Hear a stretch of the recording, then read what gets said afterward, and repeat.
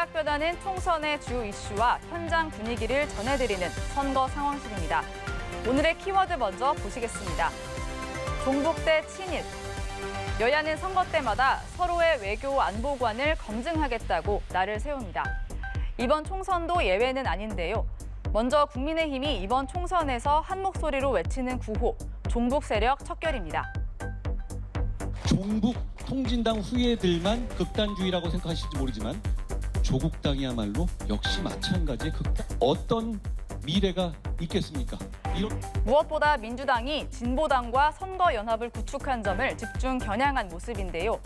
진보당의 강령 보시면 일제 식민지배 잔재 청산, 불평등한 한미관계 해체 등을 내걸고 있습니다.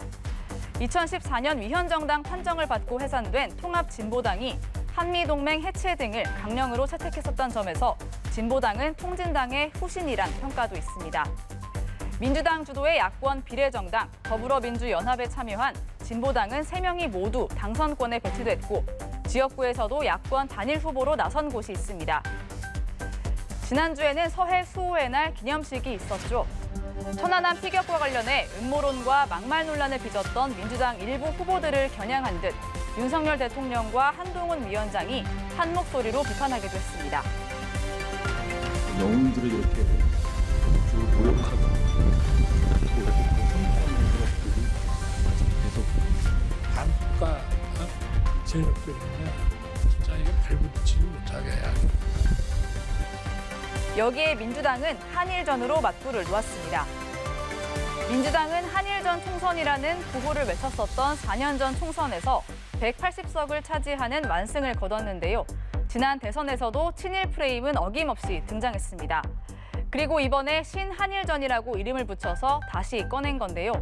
국민의힘 성일종 후보가 지역구 행사에서 인재 양성을 강조하며 이토 히로부미를 언급했던 것과 조수연 후보가 과거 일제강점기를 옹호하는 듯한 글을 올렸던 점을 겨냥했습니다. 더 심각한 것은 친일 색채가 강한 사람들을 매우 많이 공천했다는 것입니다, 여러분. 완벽한 신한일전이다. 맞습니까, 여러분? 여야의 공방은 대중외교로 확전됐습니다. 민주당이 윤석열 정부의 대중국 외교 정책을 비판하면서 포문을 열었는데요. 이재명 대표, 중국과 대만의 양안 문제가 우리와 무슨 상관이 있냐면서 중국에도 감사합니다, 대만에도 감사합니다 하면 된다고 발언했습니다. 왜 중국을 찝쩍거려요? 그냥 쎄쎄. 대만에도 쎄쎄. 이러면 되지. 중국과 대만 국내 문제가 어떻게 되는지 우리가 뭔 상관 있어요? 그러자 국민의힘은 중국의 굴종적 자세라며 비판했는데요. 이번 총선을 제2의 건국전쟁이라고 규정하며 종북, 중국 사대주의 인사들이 국회에 입성하는 것을 막아내겠다고 목소리를 높였습니다.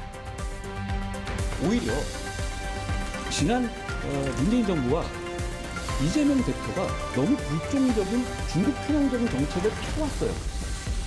국민의힘은 더 나아가 중국에 거주하는 한국인은 현지 투표권이 없다는 점에서 상호주의 원칙에 입각해 외국인에게 투표권을 부여하겠다고 밝혔는데요. 민주당에서는 외국인에 대한 혐오 차별 문제로 끌고 가는 건 부적절하다고 지적했습니다. 역사적, 지정학적 특수성 탓에 북한과 일본, 중국과의 관계 설정에 대한 입장은 정파마다 갈립니다. 외교 안보는 국민 생활과도 직결되는 만큼 분명 중요한 검증 대상이지만 태묵은 색깔론만 부각된다면 피로도만 높일 수 있다는 지적도 나옵니다. 지금까지 선거 상황실 정주희였습니다.